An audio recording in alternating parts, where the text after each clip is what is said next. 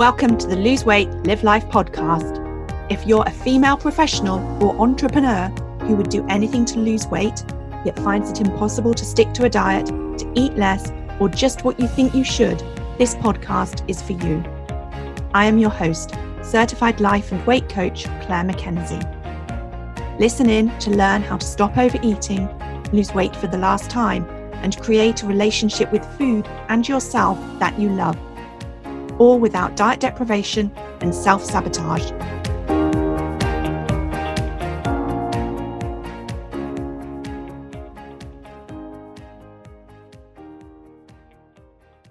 Hi everyone, and a very warm welcome to podcast episode number 81. Today it's all about finding food freedom. I hope you're well. I'm away this week with my family and parents-in-law, so I'm not recording this at home with my usual microphone setup. So whilst you're unlikely to hear the sirens of the emergency services, which sometimes appear when I'm recording the podcast episodes there at home, there may be a few other background noises, or it may be that I don't quite sound like I normally do. That's okay, bear with me. This is just me chatting to you about your relationship with food, yourself, and your life. And today I want to talk to you about what I think it means to find food freedom. And I want to encourage you to think about what finding food freedom either does or would look like for you.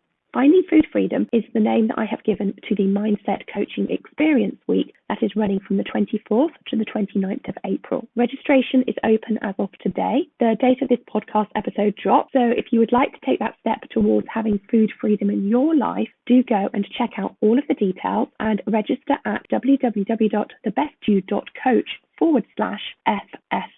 That's 3 F's for Finding Food Freedom. I will tell you more about it at the end of this episode, but go to that page in the meantime and you will find out everything that you might want to know there. So as I made notes for this episode and thought about what I wanted to share with you, I considered what finding food freedom or what food freedom meant to me. And I came with a long list of what it wasn't, but a much shorter list of what it was, which is quite ironic really, because this week, as I said, I'm on holiday and I have been doing a bit of reading, and one of the books that I'm reading is about the law of attraction. And one of the principles, I guess you would call it the laws of attraction, is that you get what you put your attention towards. So if you focus on what you don't want instead of what you do want, you tend to get more of what you don't want. So anyway, it just seemed ironic to me as I considered making notes about this episode that finding food freedom was so much easier for me to think of in terms of what I didn't want more than in what terms of what I did want. So I've tried to sort of look at both sides of the equation for you here today in what I'm talking about. And so I considered only focusing on what it is and not what it isn't. But I kind of thought that many of you would also resonate with what it isn't, because I know that that's the reality of where many of you are finding yourselves right now. And so if you're anything like I was when I was struggling with my weight and how to lose it, it can feel difficult to focus on what you want because you're kind of stuck in the mental heaviness of what you don't want. And because that all sounds a little bit cryptic and probably lacks some clarity, let's just dive right in. So I'm going to start with the food. So whilst like everything weight loss, I truly believe the food is a small part of it all, and I still believe that. But being on holiday this week and eating different foods is reminding me of the physical impact of food on my body. And actually not just on my body, but that of my families as well, noticing how we're all eating differently and the impact that eating those different foods is having on our bodies physically. I'm very aware of the different foods that I'm eating that I'm really enjoying. I'm aware of different foods that I'm eating that I'm anticipating or expecting to enjoy and not eating. And I'm aware of the foods that I may be regretting eating because of the impact they have on my body. And so I also said as well, it's the impact they're having on my family too. So my husband, so he knows he's type 1 diabetic. So of course, eating different foods, his blood sugars are being more difficult for him to control than normal. And I'm noticing my son, who is trying to eat many, many thousands of calories for what he calls bulking season. So finding food freedom when it comes to food choices is about eating foods that don't leave me overly full or bloated or sluggish, that don't leave me craving more foods. Oftentimes when I eat sweet foods, it sort of like makes me want to eat more sweet foods. It's about eating foods that I consider worth it. And by that, I mean worth eating for the pleasure or nourishment they give me. Being on holiday or having the opportunity to eat different foods in general is such a great reminder of this. It's a great reminder that I can still go to that default place of thinking that I want to eat a 3-course meal at dinner time time, but then afterwards realizing it's just too much food for me. We sort of walk up a steep hill after dinner time, and it's really noticeable and very aware of when I feel a little bit more uncomfortable than I would normally because of the quantity, the volume of food that I've eaten, and noticing that it's not worth it. I can enjoy all of those foods and just eat a little bit less of them. So finding food freedom when it comes to it is really being an expert in what you truly want to eat. It's about having trust in yourself and confidence in your body and how it's going to respond to the foods that you want. And it's a continual process of learning and discovery and refinement. Again, something that I've been reminded of this week, because our likes and dislikes and how our bodies respond to food will be forever evolving. Oftentimes we think we want foods that aren't in alignment with our health and weight loss goals. And we're in the place of wishing those foods didn't contribute towards being overweight or unhealthy. And then I think we get caught in the trap of telling ourselves that we can't have whatever those foods are. And I don't believe that's true. Telling yourself that you cannot have something is the very opposite of finding food freedom. Food freedom is ultimately being able to have what you want. And the work in finding that out is figuring out what you truly want. I believe having food freedom means that there is no food that you want that you cannot have. Having food freedom is figuring out the role that you want those foods to play in your life. It's about figuring out what foods you truly want because you know what those foods are giving you. You see, we might think that we want the chocolate because of the sweetness in our mouth, or the crisps because of their salty crunch, both of which equate to pleasure for us. But we do need to consider everything that the chocolate or the crisps are giving us. It's not just about the sweetness and the salty crunch. It's also about a certain amount of sugar and fat and salt and other refined carbohydrates. And we cannot think about eating those foods in isolation. We also need to consider what else we're eating during that particular meal, day, week, or month. Finding food freedom is about being really honest with yourself about what you want and what those foods are giving you. It's about feeling fully empowered to know that you can have both the foods you want and the weight that you want, but also about owning that if you have been eating in a way that has led you to gain weight or in a way that is not enabling you to lose weight and you want to lose weight, then you've got to answer the question of how do I want to eat to help me be how I want to be? What do I want for me with regards to my physical health, my emotional health, and my weight? Finding food freedom is knowing that there is no food you cannot have. It's discovering that many foods you previously thought you wanted, you find you actually don't want. It's about you being an expert in knowing how you want to eat for life. And it's about noticing when you want to eat in a way that is out of alignment with what you truly want. You get to explore what's going on for you there. You get to ask yourself why you want to have foods that aren't giving you what you want and uncovering your truth and leaning into that and learning and moving forward. So finding food freedom is about having the right balance between eating food for fuel and nourishment and eating food for pleasure. It's about eating foods that you enjoy and that also leave you feeling energized, that help you have clear skin, that leave you unbloated, that don't fuel further food cravings, that don't leave you with any unpleasantness in your body. And again, I'm reminded of that today because I woke up this morning with what I call that sort of kind of heaviness in my mouth that I recognize comes from eating too much rich food. I'm reminded that whilst it's lovely to have these foods occasionally, I truly don't want to be eating them very often because they don't give me food freedom. But of course, finding food freedom is not just about the food. One of the biggest benefits of food freedom for me is to have peace around my food decisions. Now, peace around my food decisions equates to certainty and simplicity. Again, I find myself wanting to tell you what food freedom is not when it comes to food decisions. So food freedom is not feeling conflicted around what I want versus what I tell myself I should have.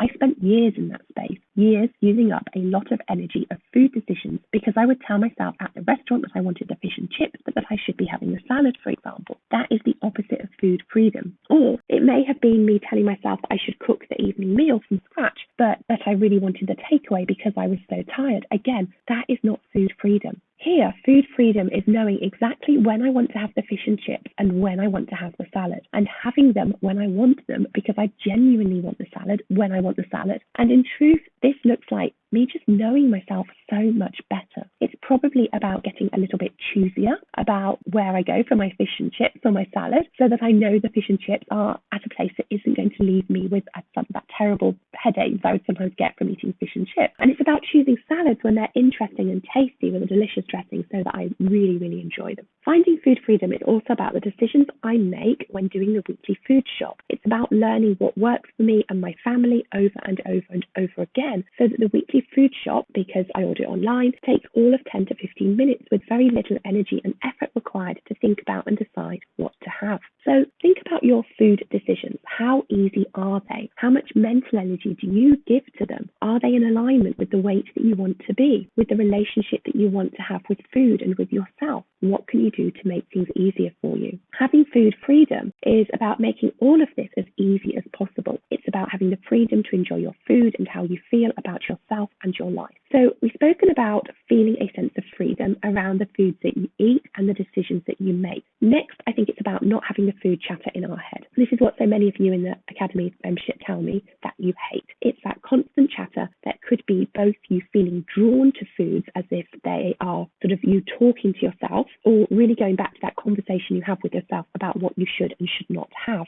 And it's about that inner dialogue that tells you things like you deserve a treat, that you should be able to eat like a normal person, that you should have the cake so that you don't hurt their feelings, that it's not fair that your partner is eating the biscuits in front of you. It's those thoughts that lead you to feel as though eating the way that enables you to be the weight that you want to be is not how you want to be eating. It's that it feels hard and difficult. It might be food chatter from your parents telling you that you should clear your plate or not waste the food, or leftover food chatter from having a lack of food when you were younger, whether that's because your parents couldn't afford sort of treat food or because you were constantly fighting with your siblings for your fair share. You get caught up in thoughts that you should eat it whilst you can or take advantage of the opportunity. And these thoughts are so normal and truthful for you that you cannot ever imagine being free of them, but you absolutely can be. Deep inside, you know these thoughts are keeping you stuck from having the relationship with food that you want. And finding food freedom is about laying them to rest, healing from the past, and moving on with basking in that newfound freedom. Next, and this is critical, it's about emotional freedom. So again, it's very easy to say it is not having food freedom when it comes to how we feel. And that is, it's not about feeling restricted, it's not about feeling deprived, conflicted, it's not about feeling frustrated or ashamed, it's not about disappointment, feeling self-loathing or guilty. Experiencing freedom around everything to do with your relationship with food is about clarity, self-love, balance, and alignment. So what do I mean by alignment? I mean that you have found that place of wanting to eat in the way that gives you what you want in life. You've found that balance. You've found that place of appreciating foods for both the nourishment they give you and the pleasure you get from eating them because they feel great in your body and are aligned with you feeling healthy. Food freedom to me also feels like having a lightness and positive energy, and it's a physical lightness and energy, but it's also a mental lightness and energy. And importantly, it's you feeling empowered around food. So food doesn't have power over you. That's what I think of when I hear you tell me that you feel addicted to certain foods, that you feel as though you cannot have them. That is the opposite of feeling empowered. I want you to find that food freedom that has you feeling fully in control of what you think, feel, and do around food. Feeling in control, I think, can be easily misconstrued because we associate the idea of control with restriction and dieting. When you're in control, you are maybe sticking to your diet, but that isn't the sort of control that I think of when I think of food freedom. It's you being empowered to create your own control of yourself in a way that feels amazing because it's in alignment with what you truly want. It's the opposite of you being in battle with yourself. And one more thing, finding food freedom is not around experiencing what I want for you 100% of the time. It's not about perfecting a way of eating so that things are how you want them to be all of the time. It's about being open to the imperfectness of it all, to have the freedom to be continually learning and self-correcting what you think, feel, and do. Being away this week, I've eaten bread and pastries. I have thoughts that the bread here is so good, and of course that feels like the truth to me right now. It's fresh, and they have lots of different flavours of bread, and they have lots of creamy, salty butter to go with that warm bread. And I can't remember the last time I ate bread before this week. And so what I'm observing about the bread, and I'm really enjoying it whilst I'm eating it in the moment, but I'm also having 3-course meals, and I'm feeling overly full at the end of those meals and having a little bit of indigestion. So it's finding food freedom, having that bread or not having that bread. And that's what I was pondering to myself as I was thinking about recording this podcast episode. And so what I want you to know is it's that having food freedom. It's about knowing my answer to that question and being in total alignment with it. And that means I can choose to have the bread and the 3-course meal and the feelings of fullness and indigestion that go with them. Or I can choose to have the bread and maybe 1 or 2 courses and not feel so full. Or I can have the bread and have a little bit of each course and not eat all of it. Or I can have the bread and not dessert. Or I can choose not to have the bread. It really is knowing that everything is a choice. There's no right and wrong, and that I get to choose all of it. And it's about trusting as well, that I can enjoy eating some bread here this week and know that I love not eating bread, because I really truly do love not eating bread, the other 51 weeks or however many weeks of the year. Eating the bread this week and living in fear that I'm going to suddenly turn back to craving bread when I get home is not food freedom. And by the way, I'm only thinking about this in so much detail here now as I try to put into words what finding food freedom means to me. I honestly haven't given any thought to the fact that I'm eating bread when I don't normally before thinking about it right here, right now. Okay, so what else does it mean to find food freedom? Well, I asked the members of the Lose Weight, Live Life Academy, and here is what they said. So I've just used different people's initials. So Al said, finding or having food freedom means a huge amount to me. It means I'm comfortable with my way of eating and can trust myself around food in different circumstances. It makes me feel in control to be the healthy, confident, light-hearted person I am becoming. It releases me from the decision-making and the internal battles, and this comes from being able to plan and stick to it. When I'm not thinking about food all the time, I can release energy to concentrate on other things that are important to me. So that's what one person said. E said, it really is the best thing about having joined this academy and working through my past dieting history and trauma. Having followed so many diets in the past, often with varying and contradictory rules, such as carbs or no carbs, low fat, full fat, eating frequently or fasting. And she says, I could go on. And I don't like drawing attention to my eating in the family setting, as when I inevitably failed at whatever the diet was, I had to face up to it, not only to myself, but to everyone else. And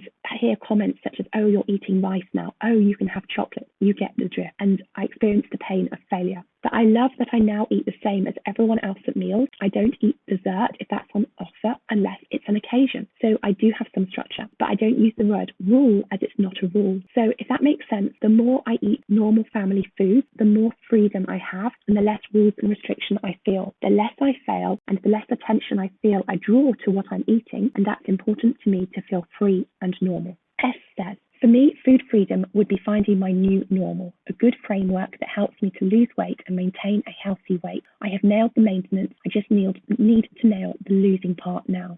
T says, I'm slowly learning to find food freedom on this course. To me, it means food shopping, eating out at home, everywhere, looking at the previously forbidden, in inverted commas, food, and thinking I could have this. If I have this, it doesn't make me a bad, greedy, or fat person. It's normal. Do I really want it, as I can have it if that's the case? This thinking doesn't come naturally yet. I do have to stop and think about it. S says, freedom from obsessing about food, what I'm allowed, in inverted commas, to eat, what is forbidden, what to eat on social occasions. L says, like those before me, food freedom is my ultimate goal. To not always be thinking about food, in inverted commas, like when on a diet. What can I have? What can't I have? Etc. I find it exhausting. Freedom from my life rotating around food all the time. There is so much more to life. Definitely wanting freedom from living to eat and more of eating to live. And being in the academy has already turned this around, and I'm finding food freedom. It's quite liberating. He said, finding food freedom to me means not seeing any food as good or bad and not feeling like any food is restricted. I get to choose what I eat and when. I'm still very much learning this. I struggle with getting the balance between eating what I want and losing weight, which I want very much to do. It's like a battle in my brain still. I guess